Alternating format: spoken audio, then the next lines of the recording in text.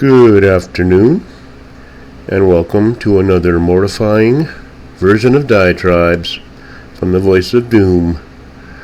Now here's your moribund and mordant host, voice of Doom.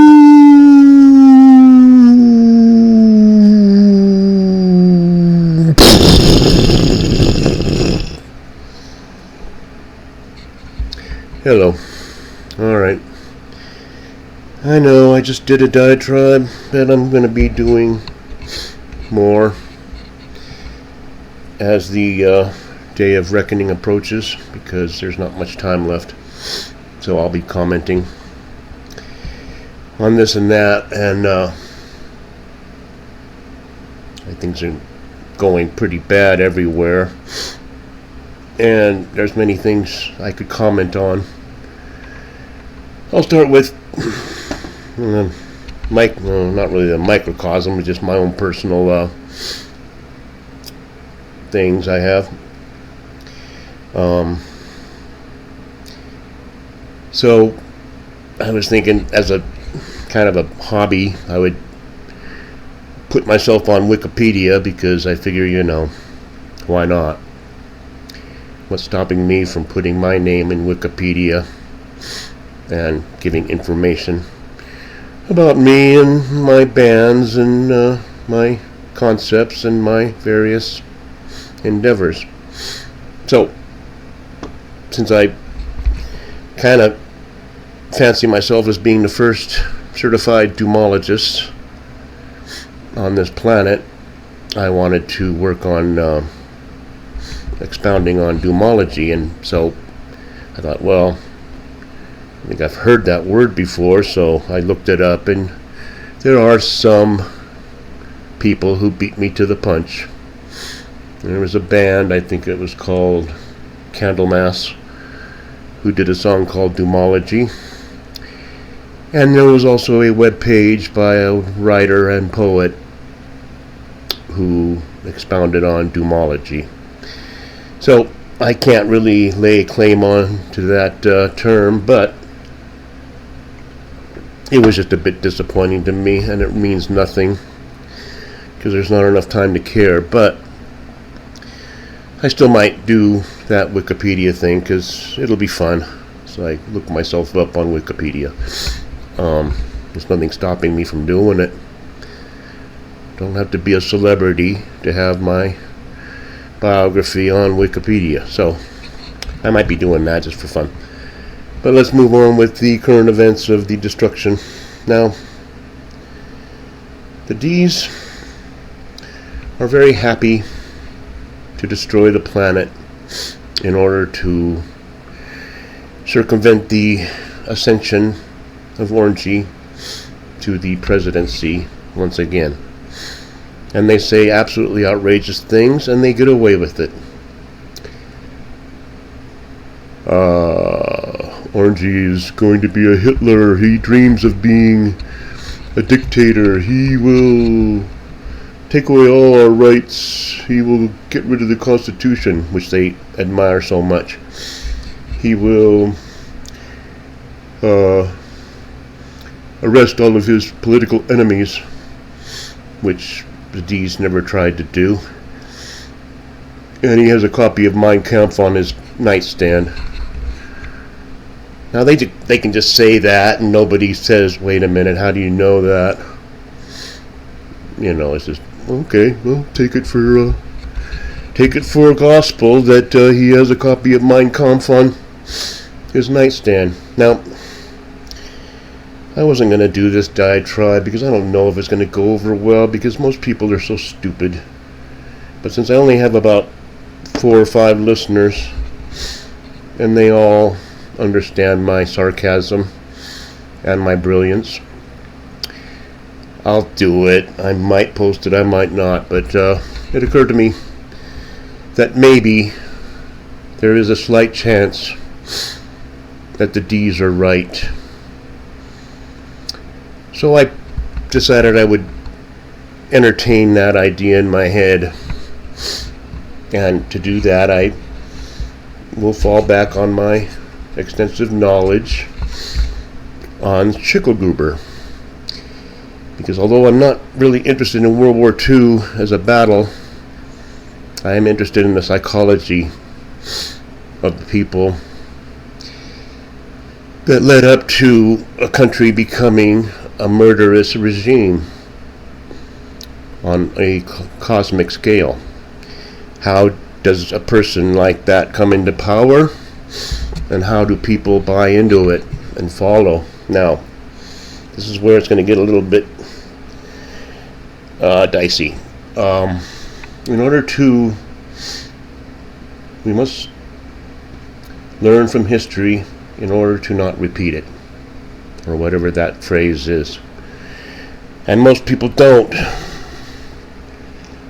And sometimes they forbid people from using history as a barometer, or as a guide, or as a model for what may happen next, because you just can't acknowledge anything.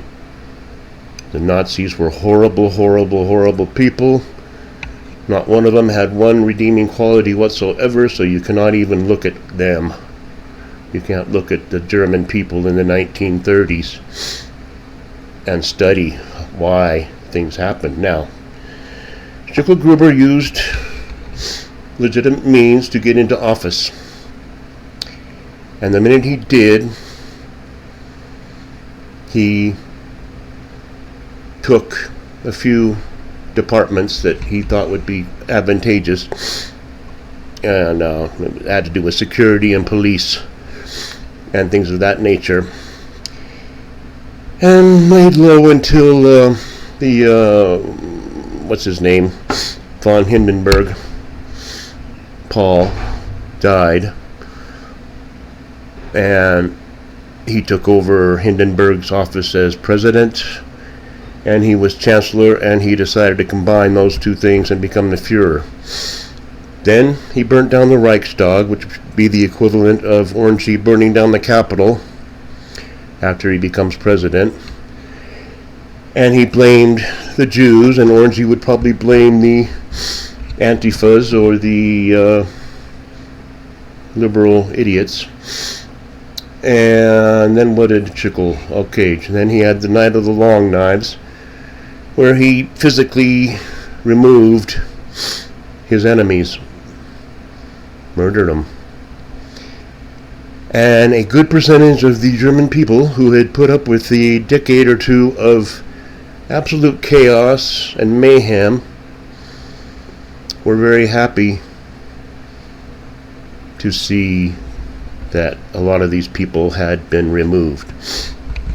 So he got a lot of people on his side through murder, through having a purge.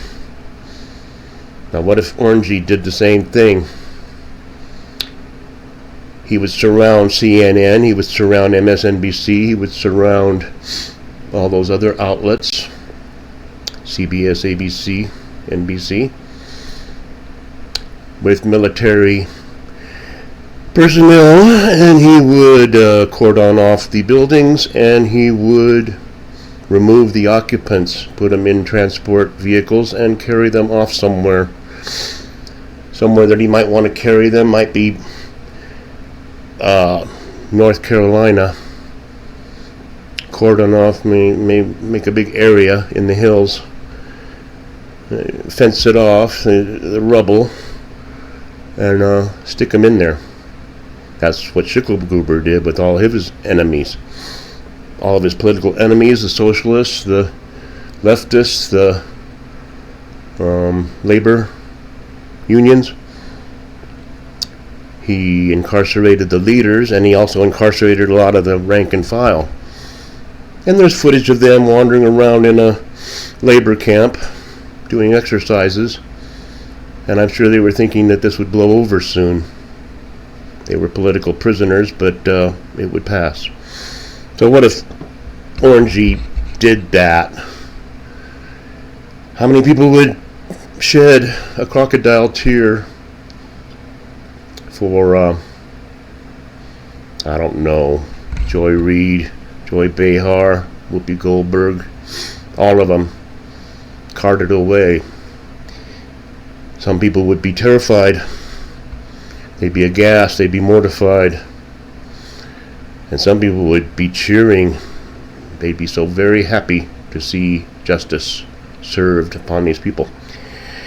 So that was my kind of parody, and don't take it seriously. I'm just talking about, what if the D's were right and Orangey actually becomes a dictator? Most of the things he would do would probably be welcomed by his MAGA followers. So I'll leave that subject there, and we'll talk about little things like the wrath of God and the accelerating destruction of the planet. Now, we build infrastructure, and all over the world, countries want to improve themselves for the most part. And they build things, and they raise their standard of living. And then someone comes along and destroys what they built. And then their stuff gets destroyed, and they build and destroy and build and destroy. I don't know where all the money comes from to keep replacing oil refineries, keep replacing buildings, keep replacing bridges, and get blown up. So humankind has not improved one bit since the first caveman corralled a pig and called it his own. We haven't improved a bit. In fact, we've probably gotten worse. But the wrath of God is coming, and when we're not destroying ourselves, we're being destroyed. I give you Hurricane Milton. Now, many times they build something up in order, and it doesn't turn out to be quite as bad as they think. And I remember very well when people think they dodged a bullet and they didn't. Like, for instance, Katrina. Now, I remember that we were glued to our television sets because they said this was going to be the worst hurricane that ever plowed through Louisiana and New Orleans, I guess, and whatever. So we were watching, and the hurricane was blustering, and the wind was blowing, and the rain was coming down, and the water was rising, but people said, well, it's not as bad as we thought. We're riding through it, and it's not too bad. Then, somewhere in the middle of the night, they discovered that the levees that they had built were made out of cardboard because of corrupt building practices and governments that Louisiana's been known for. And the whole city went up, went down, went drowned, and it was a total catastrophe, one of the worst in history. Natural disasters. So, what I'm saying is, it's going to be bad, it looks like. There's a consensus by everybody that unless God decides to calm the winds, such as Jesus did, let's pray together. Let's all pray together and pray that God just dissipates the hurricane. Could happen. If they did that. It's very possible, but I don't think they will because they're too busy fleeing to pray. And I think this thing's going to barrel through. And I think that the liberal idiots are not concerned at all because Florida to them is MAGA country. And the only time that a liberal idiot will believe in a higher power, such as God, is when something happens like this. And they go, yeah, you see, God hates MAGA. And I was looking at the path of the hurricane, and I said, well, where's Mar-a-Lago? Mar-a-Lago's in Palm Beach, on the east coast of Florida. But it is in the path, on the very outskirts. So I'm sure all the libs are looking at that going, you see, God hates Orangey. So they're joyfully cackling about this hurricane.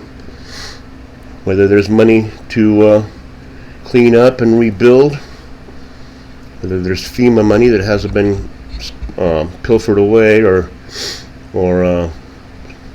frittered away on foreigners that need free stuff.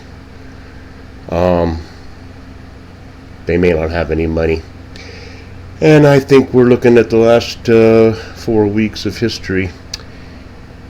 We've got 28 days until this so-called election, and it looks like Gargoyle is losing ground because she's doing her media blitz and doing badly, and I don't think she has the popularity now. We've got to take into account cheating, which they will do. But it's looking more and more like maybe Gargoyle won't win, which means they have to have the black swans fly. And they're each carrying shoes. And as the black swans arrive over our heads, they will drop shoes all over us. So that's a metaphor for you to think about. And I'll talk to you maybe tomorrow. We'll see how much devastation there is between now and then. Alright, enjoy, and goodbye.